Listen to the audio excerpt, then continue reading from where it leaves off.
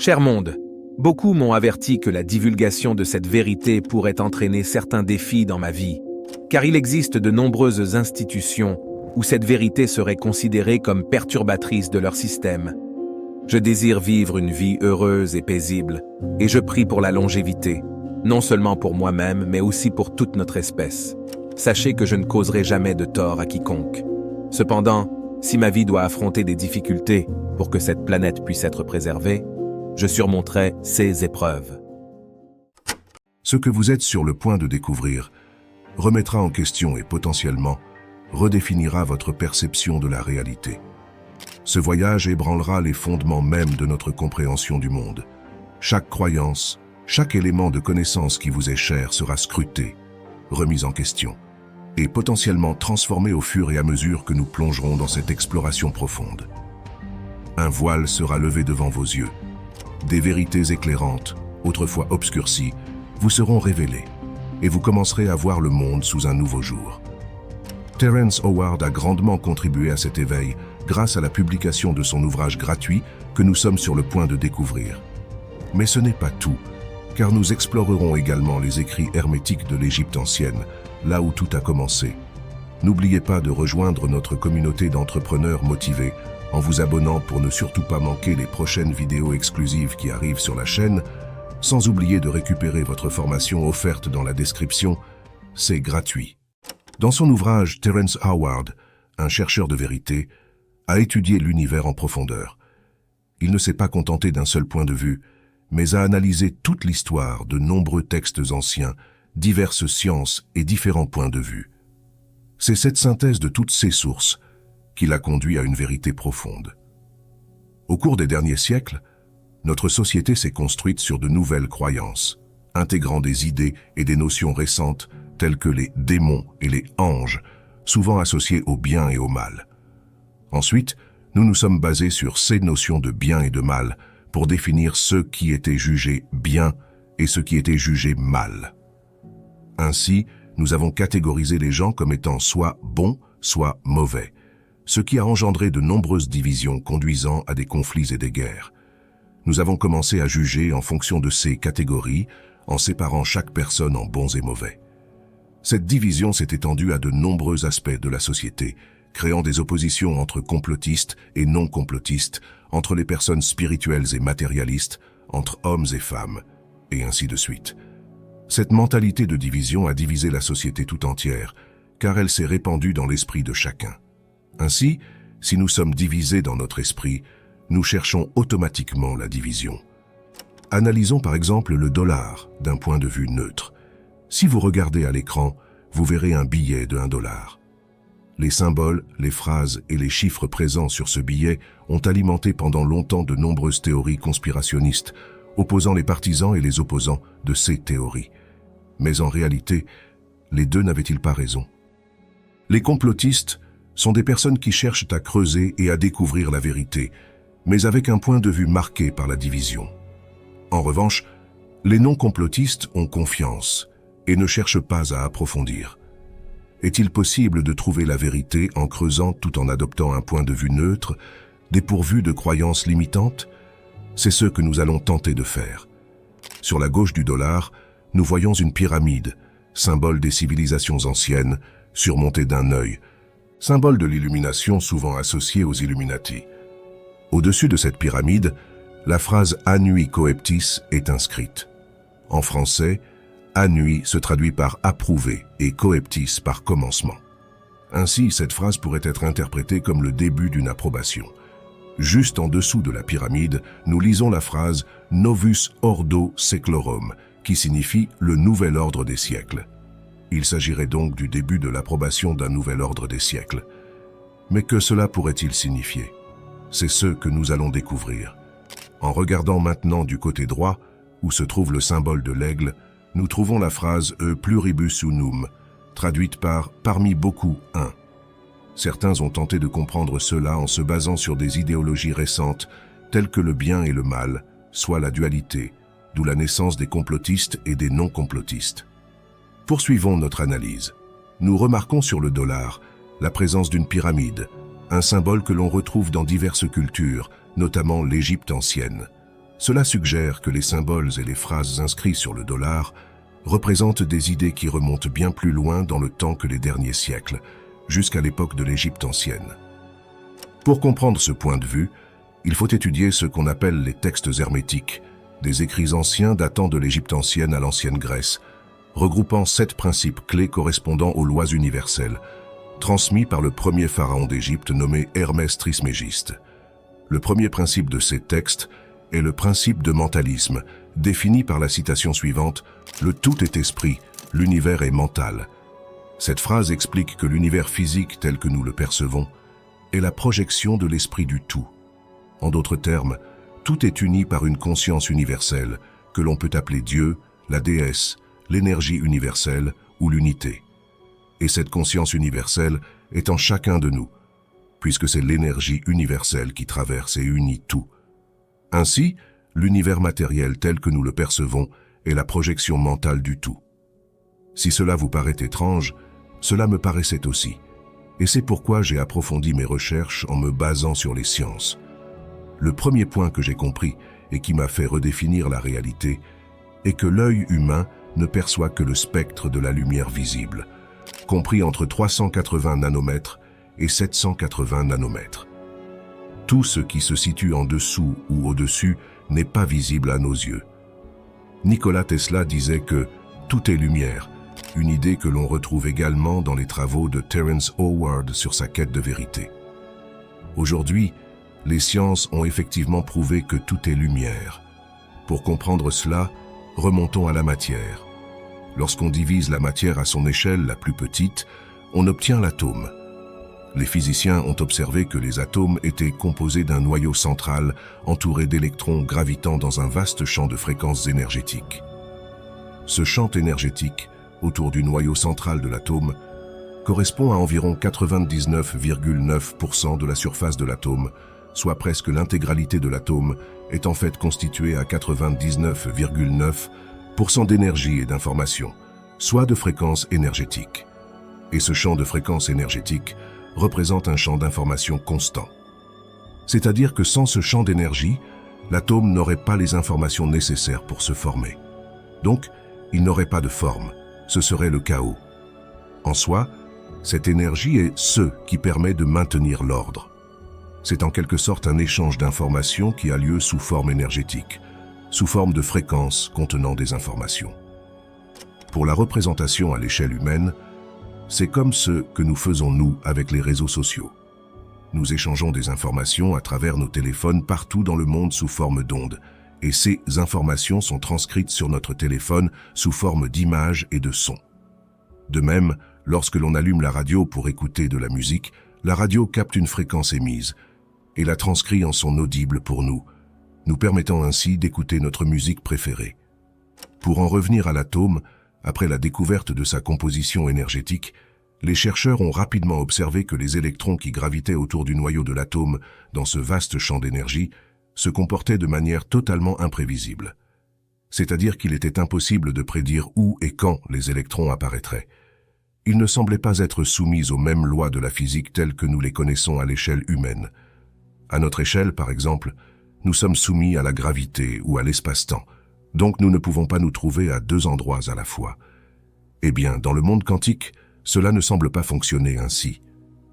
Les chercheurs ont rapidement découvert ce qu'on appelle la dualité onde-particule, soit la dualité onde-matière, qui montre que la particule de matière qu'est l'électron ne se forme pas tant qu'elle ne reçoit pas l'énergie nécessaire pour se manifester, comme l'attention d'un observateur.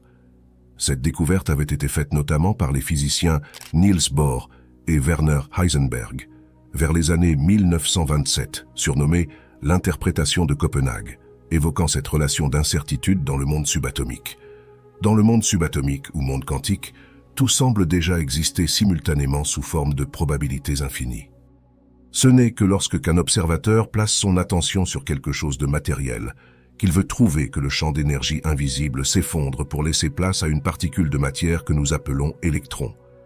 En fait, la matière semble se former à partir du moment où la fréquence est ralentie, soit lorsque la longueur d'onde augmente, ce qui la rend presque statique, la forçant à adopter un état ou à engendrer une probabilité. Pour expliquer plus simplement, Imaginons que dans le monde quantique, l'espace-temps n'existe pas, et que toutes les possibilités inimaginables existent déjà sous forme de probabilités infinies, soit que tout, sans exception, existe déjà. Maintenant, à l'échelle humaine, lorsque nous consacrons notre attention, soit donc notre énergie, en émettant une attention particulière sur une chose que l'on veut trouver dans le monde matériel, eh bien, on force une probabilité à s'engendrer, et c'est ainsi que la matière semble prendre forme. Lavoisier disait « Rien ne se perd, rien ne se crée, tout se transforme ». La société telle que nous la connaissons, le monde dans sa globalité, semble être une projection de l'esprit de chacun. On en revient au principe hermétique affirmant que le tout est esprit, l'univers est mental. Le phénomène de manifestation n'est donc pas de la magie, mais de la physique. L'énergie qui est de notre attention, soit nos pensées et notre regard, émet une fréquence contenant une information qui se transmet dans le champ quantique, donnant l'information et l'énergie nécessaires pour provoquer un effondrement de la fonction d'onde, forçant ainsi une probabilité à s'engendrer en fonction de notre intention. De nombreux physiciens et philosophes anciens et modernes expliquent cela par le fait que dans le champ zéro, là où tout commence, la fréquence est extrêmement élevée et la longueur d'onde est très faible. Ensuite, petit à petit, la fréquence ralentit et la longueur d'onde augmente, et c'est ainsi que la matière prend forme. C'est pour cette raison que dans les textes hermétiques anciens, nous retrouvons le principe de vibration qui stipule que rien ne repose, tout remue, tout vibre. Par ailleurs, c'est également une chose qui a été évoquée par Nikola Tesla lors d'un de ses derniers interviews avec John Smith. Voici un court extrait. Monsieur Tesla, quel est le 7e ajustement que l'homme doit effectuer?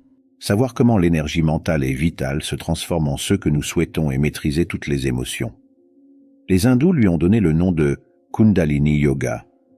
Ces informations peuvent être apprises sur une longue période ou acquises dès la naissance. Je suis né avec la majorité d'entre eux. Ils ont les liens les plus étroits avec l'énergie sexuelle la plus largement distribuée dans l'univers. Le plus grand voleur d'une telle énergie, et par conséquent de la force spirituelle, est la femme. C'est quelque chose que j'ai toujours su et dont j'ai toujours été conscient. J'ai fait de moi ce que je voulais, une machine réfléchie et spirituelle. Monsieur Tesla, je voudrais connaître votre idéologie. La vie a un rythme qu'il faut comprendre. Je sens le rythme et y consacre mon attention, me laissant dorloter. Cela m'a été très reconnaissant et m'a fourni les informations que je possède actuellement. Les amibes et le soleil, le cœur et la circulation d'un nombre infini de planètes sont liés par un lien profond et majestueux. Ces liens sont indissolubles, mais ils peuvent être contrôlés et entretenus afin que des relations nouvelles et distinctes puissent être créées dans le monde sans interférer avec les précédentes. La connaissance vient de l'espace, et notre vision en est le parfait exemple. Nous avons deux sortes d'œil, matériel et spirituel. Il est conseillé de le transformer en un seul œil. L'univers, tel un animal pensant, est vivant dans toutes ses incarnations. Comme les plantes, les bêtes et l'homme, la pierre est une entité pensante et sensible. Une lumière brillante nous incitait à le regarder, et si nous n'étions pas si égocentriques, nous saisirions son langage et son message. La respiration, les yeux et les oreilles de l'homme doivent être synchronisés avec la respiration, les yeux et l'ouïe de l'univers. Pendant que vous parlez, il me semble que j'entends des écritures bouddhistes, des phrases ou des Paraszulzusa taoïstes. C'est correct. Cela suggère que l'homme a toujours détenu la connaissance générale et la vérité. Selon ma perception et mon expérience, l'univers est constitué d'un seul matériau et d'une seule énergie ultime, avec un nombre infini de formes vivantes. Ce qui est merveilleux, c'est que découvrir une nature secrète révèle l'autre. Il n'y a nulle part où se cacher. Ils sont tout autour de nous, mais nous leur sommes aveugles et sourds. Si nous nous lions émotionnellement à eux, ils viendront à nous. Il y a beaucoup de pommes, mais un seul Newton. Il n'a demandé qu'une seule pomme tombée devant lui. Dans cette interview, Nikola Tesla évoqua que l'homme devait savoir comment l'énergie mentale et vitale se transforme en ce que nous souhaitons et maîtriser ses émotions. Mais que cela signifie-t-il? Grâce aux avancées de la neuroscience et de la physique quantique, et notamment des travaux du docteur Joe Dispenza, des réponses sont apportées. Dans son livre « Devenir superconscient », le docteur Joe Dispenza, qui est un neuroscientifique de renom, le dit de la manière suivante, je cite, « Un cerveau cohérent et un cœur cohérent, c'est tout ce dont vous avez besoin pour manifester.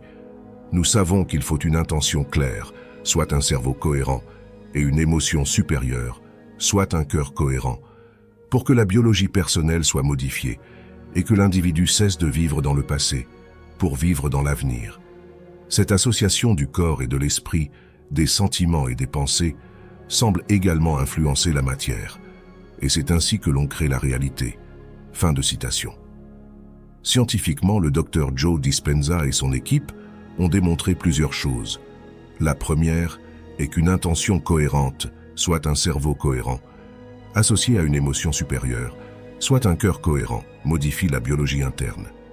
C'est-à-dire que lorsqu'on associe une intention claire, en y ressentant une émotion supérieure comme la gratitude, une inscription neurologique est créée sous forme d'émotion, qui est un signal chimique inscrit neurologiquement dans le cerveau, contenant l'information en lien avec l'émotion. Et cette information est transmise à travers tout le corps, chaque cellule et atome, modifiant la biologie intégrale du corps, ainsi que sa vibration. Un des principes retrouvés dans les textes hermétiques anciens est le principe de correspondance, défini par la citation suivante. « Ce qui est en haut est comme ce qui est en bas. Ce qui est en bas est comme ce qui est en haut. » En fait, ce principe explique que toutes les échelles de vie s'influencent mutuellement et constamment.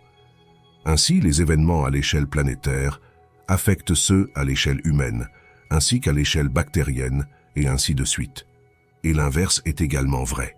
Par exemple, si la planète Terre s'éloignait du Soleil, elle se refroidirait, ce qui affecterait la vie sur Terre, soit nous, les bactéries, les atomes, et ainsi de suite. Mais cela vaut aussi dans le domaine de l'invisible, soit au niveau des informations qui circulent à travers des fréquences et des vibrations, échappant à nos yeux, mais existant bel et bien. Pour comprendre cela, revenons-en à la science. Scientifiquement, l'œil humain ne perçoit qu'un spectre infime de la réalité, compris entre 380 et 780 nanomètres. Ce spectre se définit par le spectre de la lumière visible, soit ce que nous percevons de la réalité. Mais cela signifie donc que nous ne percevons pas toute la réalité, mais seulement la réalité appartenant au spectre de la lumière visible. Pour rappel, la lumière est une forme d'énergie électromagnétique visible par l'œil humain. Elle se propage sous forme de particules appelées photons et présente des caractéristiques ondulatoires, comme la longueur d'onde et la fréquence. Il existe plein d'autres lumières, soit des fréquences situées en dessous et au-dessus du spectre de la lumière visible, échappant donc à notre vision de la réalité, mais existant bel et bien. Nous commençons donc à comprendre que ce que nous pensons être la réalité n'est en fait que la partie visible de l'iceberg. Durant le court extrait de l'interview que nous avons vu précédemment, Nikola Tesla a dit que nous avons deux sortes d'œil, matériel et spirituel, et qu'il est conseillé de les transformer en un seul œil, et que l'univers, tel un animal pensant, est vivant dans toutes ses incarnations. Pour ce qui est des yeux, revenons-en une nouvelle fois à la science moderne, tout particulièrement à la neuroscience. En ce qui concerne l'œil matériel, nous avons vu que cela se définit en soi par nos deux yeux, que nous utilisons quotidiennement. Cet œil est donc juste un organe du corps humain, qui reçoit la fréquence de la lumière visible à travers son iris, transmettant cette information au cerveau via le nerf optique, afin que celle-ci soit transcrite et convertie en une image visible et compréhensible pour nous. Maintenant, au travers des nombreux livres et travaux du Dr Joe Dispenza que j'ai étudiés en détail, il en résulte que ce troisième œil, soit l'œil spirituel, se caractérise scientifiquement par l'activation de la glande pinéale. En fait, cet organe, tout comme notre œil, est capable de percevoir des fréquences en dehors du spectre de la lumière visible et de les convertir en images visibles. C'est en soi un organe similaire à notre œil, mais agissant plutôt comme une antenne, captant des fréquences et les transcrivant en images. Pour la comparaison, le principe est similaire à une télévision, qui capte une fréquence grâce à son antenne et la transcrit en images compréhensibles. J'ai fait une vidéo où j'explique en détail comment activer cet organe nommé la glande pinéale, qui est un tout petit organe situé en plein centre du cerveau, souvent associé au 6e chakra. D'ailleurs, celui-ci est également associé à l'œil d'Horus. En bref, la glande pinéale est comme un 3e œil, capable de percevoir le monde spirituel. En fait, en réalité, il n'y a pas de division entre le monde spirituel et le monde matériel. Les deux ne font qu'un. Et cela, Nikola Tesla l'avait compris, et c'est pour cette raison qu'il affirma que nous avons 2 yeux, spirituels et matériels, mais qu'il était conseillé de les transformer en un seul œil. Car en fait, c'est l'union de ces 2 yeux qui permet de percevoir la réalité dans sa globalité. Si vous préférez, une personne qui ne se sert uniquement que de ces 2 yeux ne perçoit que la réalité matérielle appartenant au domaine du visible, tandis que la personne qui ne se sert que de la glande pinéale ne perçoit que la lumière appartenant au domaine de l'invisible, soit le spirituel. Maintenant, si une personne unit les deux, alors elle perçoit la réalité de manière générale, et il n'y a plus de division entre les gens spirituels et matériels, mais une seule et même réalité. Dans les textes hermétiques, cette idée est évoquée par le principe de polarité, défini par la citation suivante. Tout est double, toute chose possède des pôles, tout a 2 extrêmes. Semblables et dissemblables ont la même signification. Les pôles opposés ont une nature identique mais des degrés différents. Les extrêmes se touchent. Toutes les vérités ne sont que des demi-vérités. Tous les paradoxes peuvent être conciliés. Longtemps, nous avons vu la dualité comme quelque chose de mal. Mais en réalité, la dualité, soit le principe de polarité, est en fait ce qui permet de créer. Comme pour l'exemple d'une pile, il faut un pôle négatif et un pôle positif pour que l'énergie circule. Et bien dans l'univers, le principe est identique. Il faut un pôle négatif et positif pour que les choses se créent. Mais en réalité, il n'y a pas de bien ou de mal, mais 2 forces opposées indispensables à la création. En soi, lorsqu'un individu se situe dans un pôle extrême et qu'un autre individu se situe à l'opposé de ce pôle, les personnes se sentent divisées.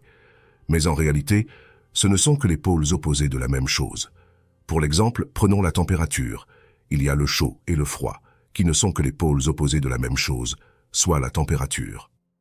On ne peut pas définir exactement la limite entre le chaud et le froid. Ce principe s'applique à tout. La haine et l'amour sont les pôles opposés de la même chose, tout comme la tristesse ou la joie, les complotistes ou les non-complotistes, le spirituel et le matériel, et ainsi de suite.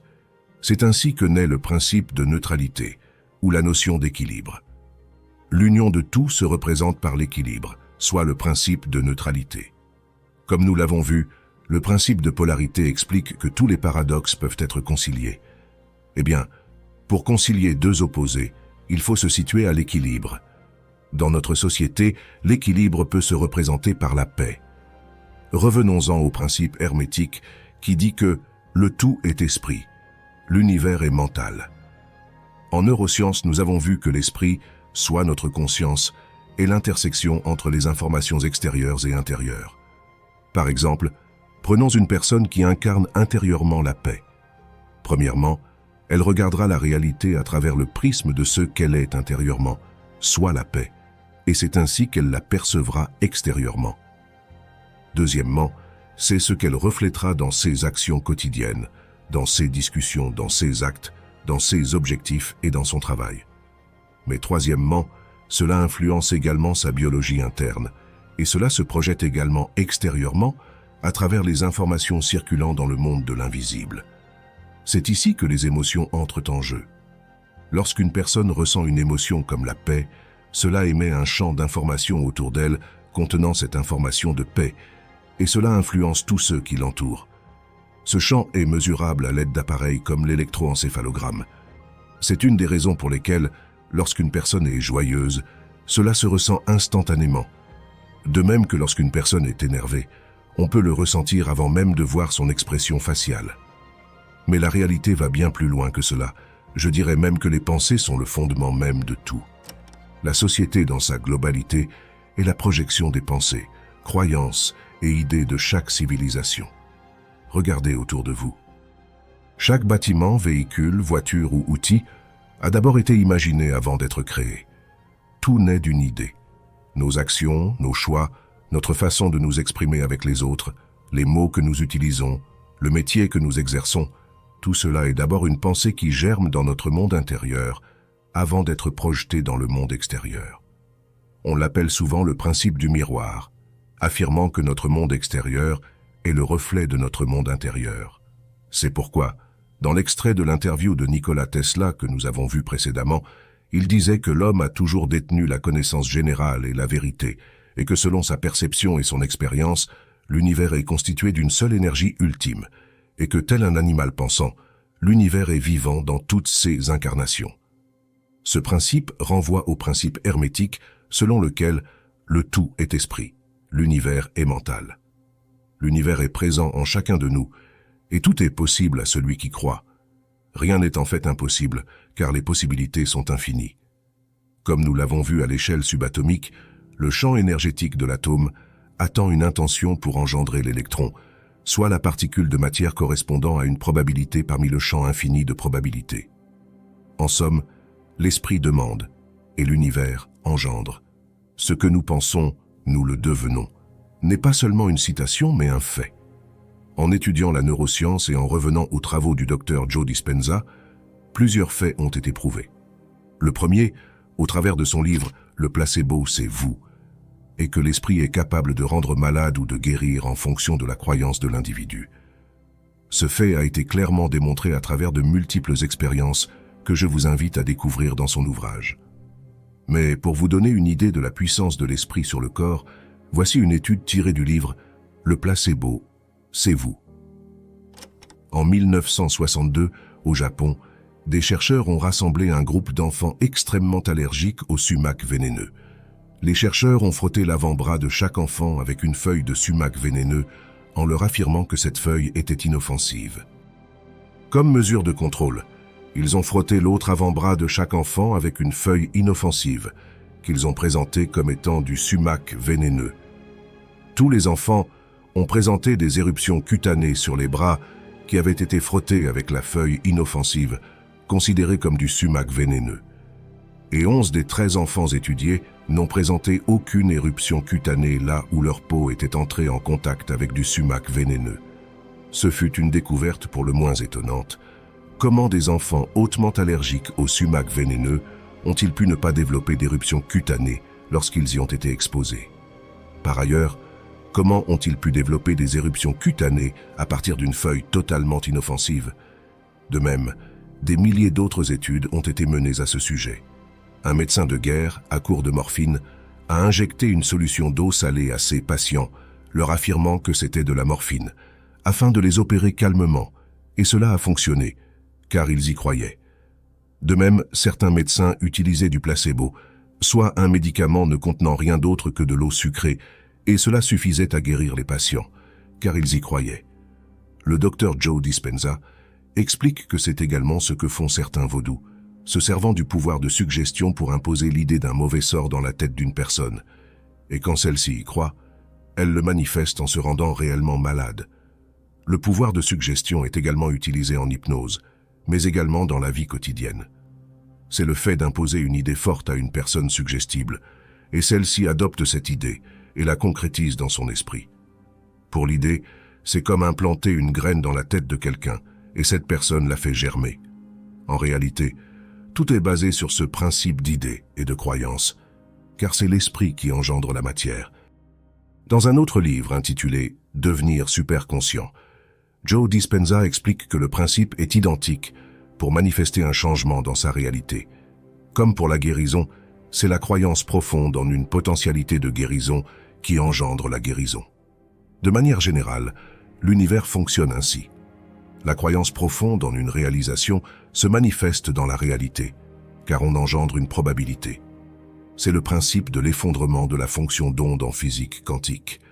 Pour simplifier, l'intention, qui est une information associée à l'émotion supérieure, qui est l'énergie véhiculant l'information, engendre un effondrement de la fonction d'onde, soit du champ des possibles, ce qui engendre la particule de matière, soit une seule probabilité, donc la réalité manifestée par la pensée.